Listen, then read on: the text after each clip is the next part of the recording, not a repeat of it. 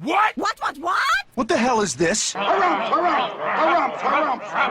I didn't get a harumph out of that guy. Give the governor harumph. Harumph! You watch your ass. I see you shiver with anticipation. Let the show begin. Hey everybody, this is David Heretic coming at you with another edition of Reactions, Reviews, and Rants.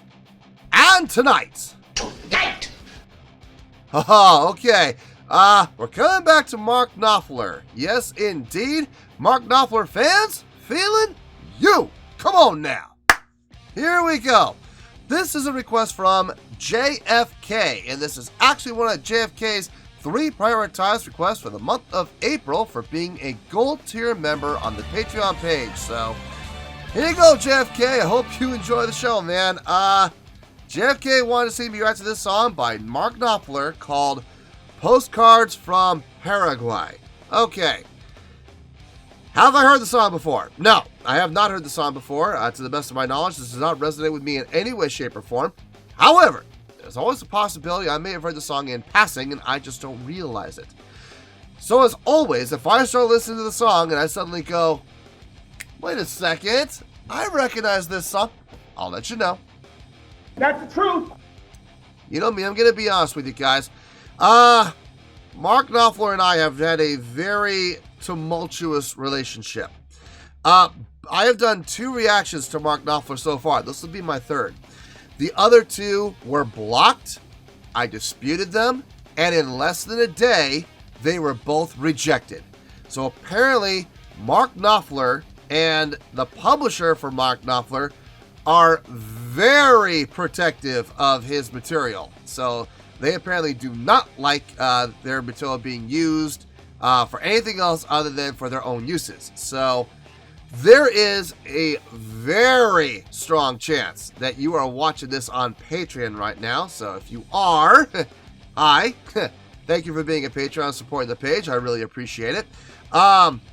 If by some miracle this gets through on YouTube, I would love to know how, because like I said, I'm batting 0 right now with Mark Knopfler. 0. Not even 1 hit. Both times I've done it, it's been blocked, and then in less than 24 hours, dispute immediately rejected. So, I don't know how this is going to go. I guess we're going to wait and see. This was posted by Mark Knopfler. Here we go.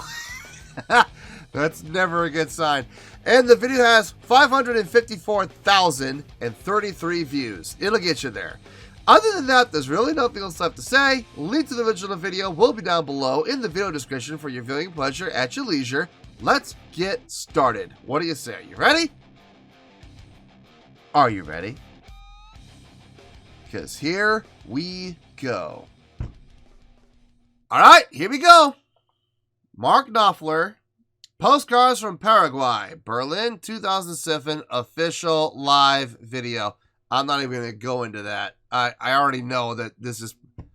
I'm like 95% sure this is going to get blocked. So, you know, if it does, it does. Look, JFK is on Patreon. He can watch it. No problem. If anybody else wants to watch it, they can watch it here too. All right, let's do this. All right, boy, let's do this. Thank you very much.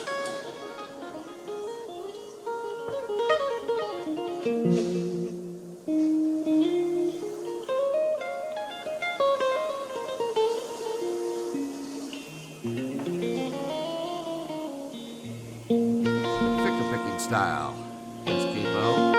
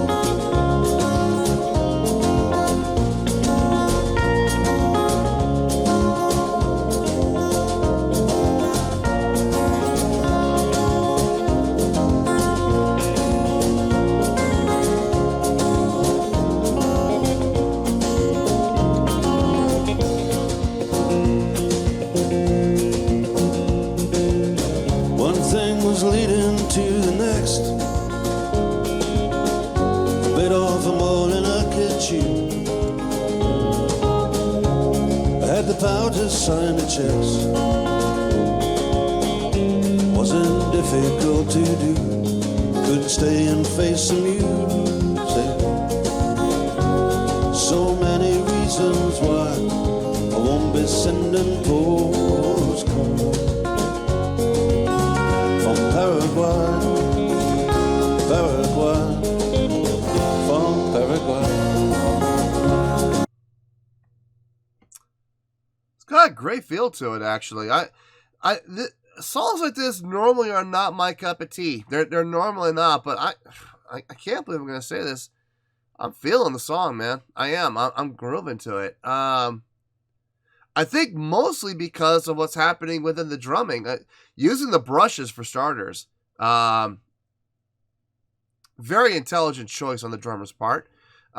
He could have used the Rattan bundle that I've seen a lot of other drummers do, and I've worked with a lot of drummers that use those, and they swear by them, and they do work, don't get me wrong, but there's just something about playing with brushes that just gives it a completely different feel. Like, if you were to play this song exactly the way the drummer's playing it and use sticks or even those Rattan bundles, it's not going to sound the same. It's just not going to sound the same. Those brushes, man, they feel good. I wonder what kind of brushes he's using. I don't know if he's using metal brushes or if he's using I mean, I've seen the clear plastic ones. I don't know if that's nylon or if that's acrylic. I'm not sure. I've seen those, and I've seen recently I've seen like galvanized rubber brushes more recently, and they all sound different. They all sound completely different. So I don't know what kind of brushes he's using. I'm gonna go on a limb. I'm gonna say metal brushes. It sounds like metal brushes. But it's what's happening with the drumming. That's what's really kind of selling me on this. It feels good. It feels really good. They're playing in B flat, which is not normally one of my favorite keys. I don't know. I don't know. I'm not usually so sold on the key of B flat, but it sounds good. It sounds good. Let's keep going. Let's see where this goes.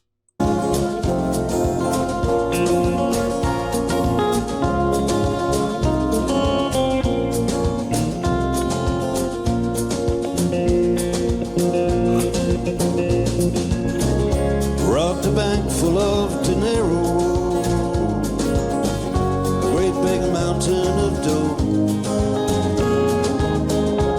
and it was goodbye compañero. Cheerio, couldn't stay and face the music. So many reasons why I won't be sending postcards from Paraguay, from Paraguay, from Paraguay.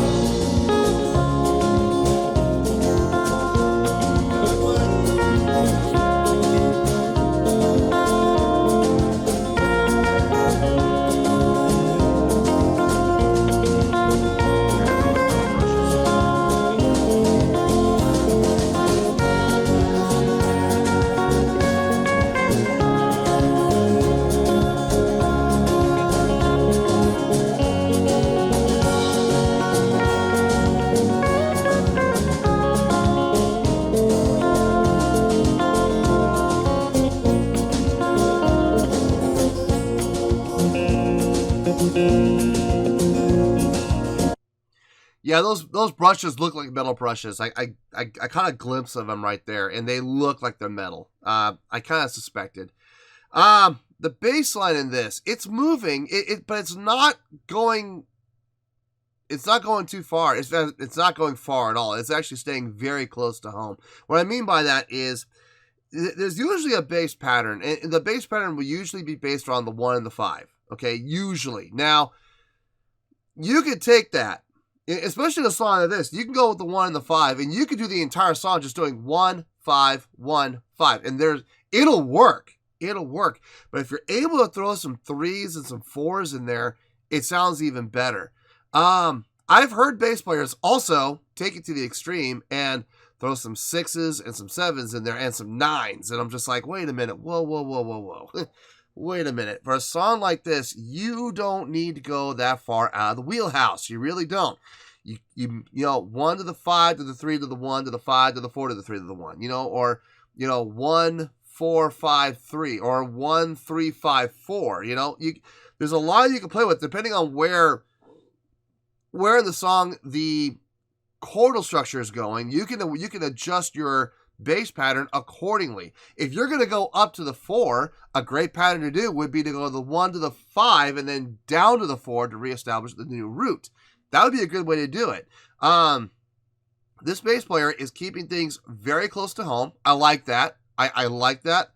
In a song like this, like I said, you don't need to go way out into the fields there. You really don't. You can keep your cards close to your chest on this one and not go too far out of your zone. So, really nice job on the bass player. Keyboard's got a great patch there. It sounds like almost sounds like a, I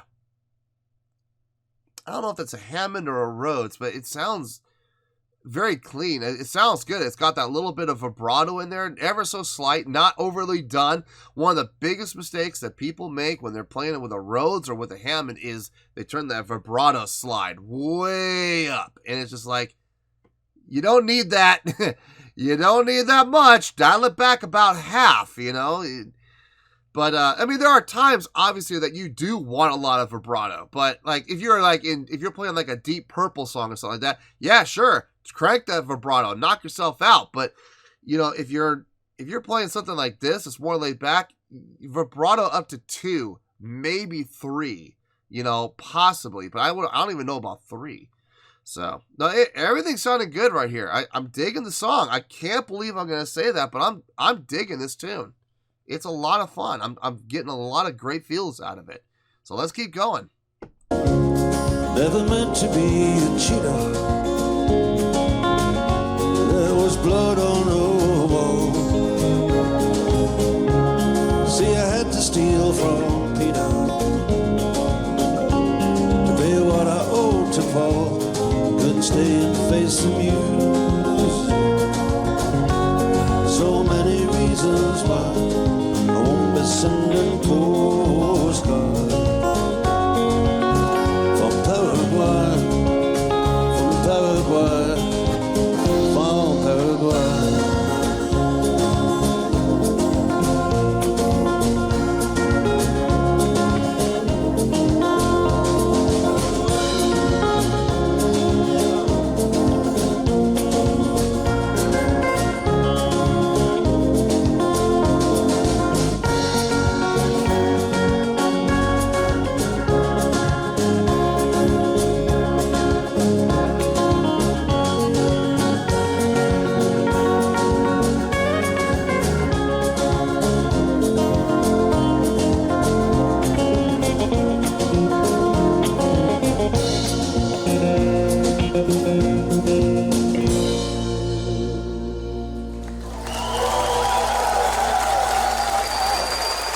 Yeah.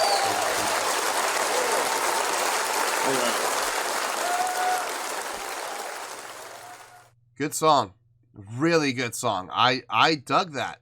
I can't believe I'm saying that, but I actually dug the hell out of that song. That was really, really nice. Let me gather my thoughts. I'll see you in the review. We'll talk about it. Well, there you go, folks. That was Mark Knopfler with a little tune called Postcards from Paraguay. This was a request from JFK, and this was actually one of JFK's 3 prioritized requests for the month of April for being a gold tier member on the Patreon page. So, there you go, JFK. I hope you enjoyed the show, man. Didn't need to think about this for too long. Honestly, this score came pretty quick to me, and there isn't really a whole lot to say. I could sum this song up with pretty much one word. Let me give my score first, and then we'll talk about it. On a scale of 1 to 10, I'm going to give that an 8.2. Yep, 8.2. I feel good about that score. Let me tell you why. Okay, I could sum this entire song up in one word. Feel. The feel on this song was fantastic. And now, along with that word, I'm going to add 2 other words. good taste. Okay. I'm going to go into more detail on the good taste part in a little bit. Let's start with the first word. Let's talk about feel. The drumming on this is really what did more than anything else. That's what did this for me on this song, was the drumming.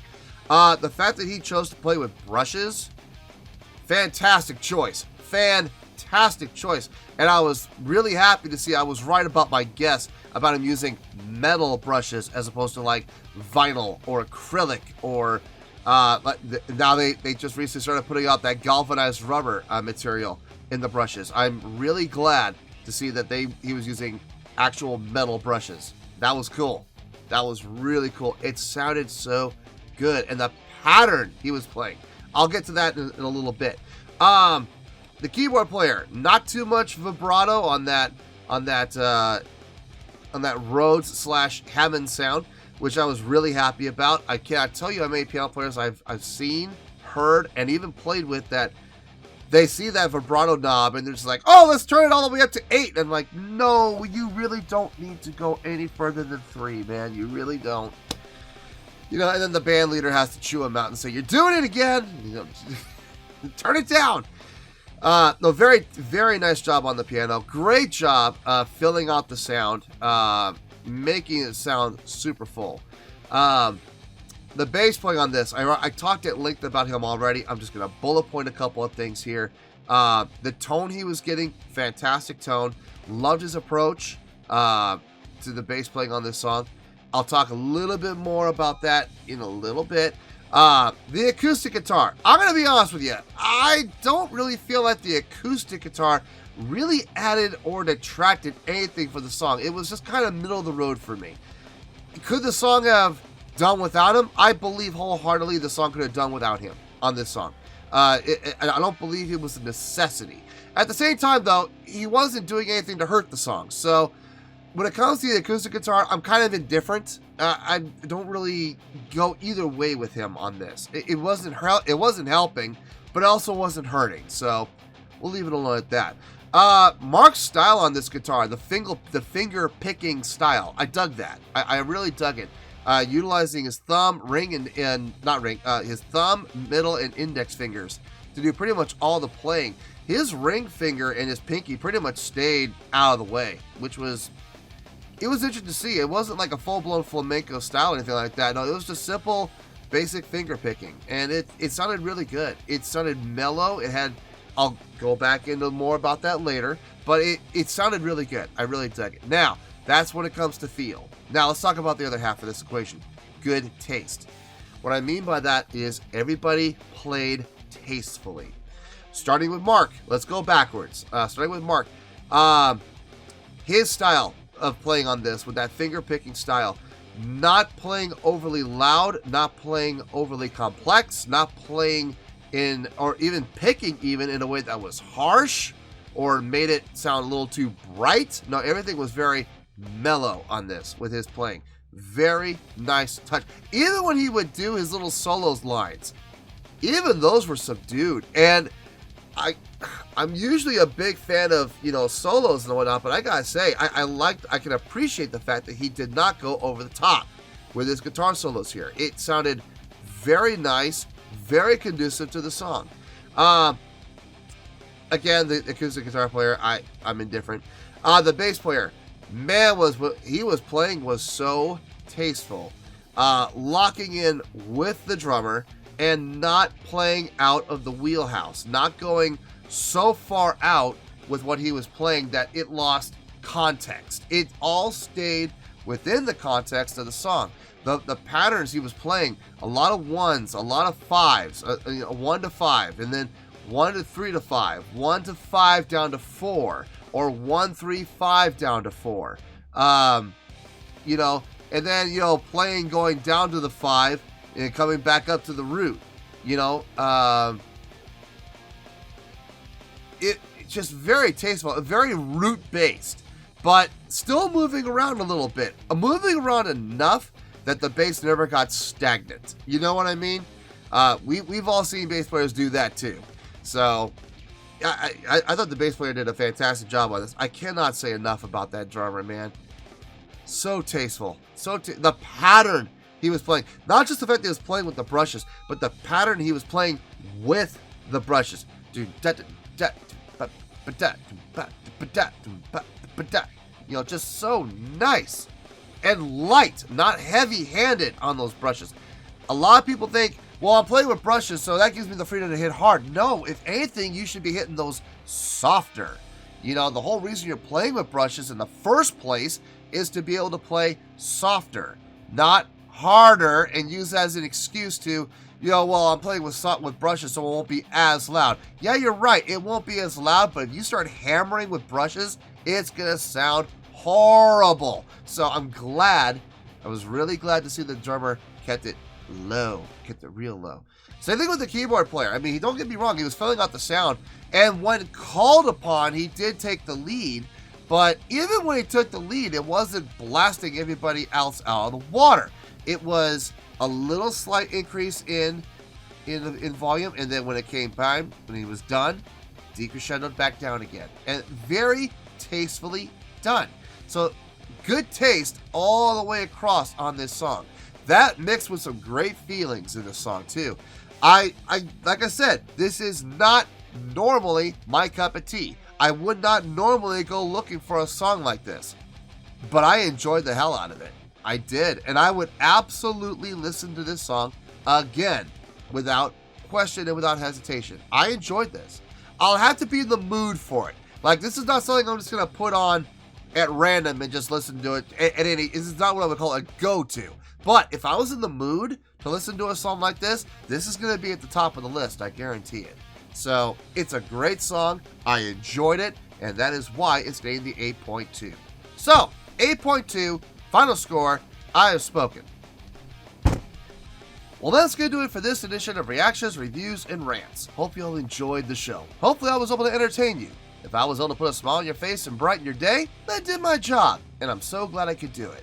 If you guys feel like joining the fan base, go ahead and click on that button down there. If you guys want to like the video, go ahead and like the video. If you guys want to ring the bell, go ahead and ring the bell.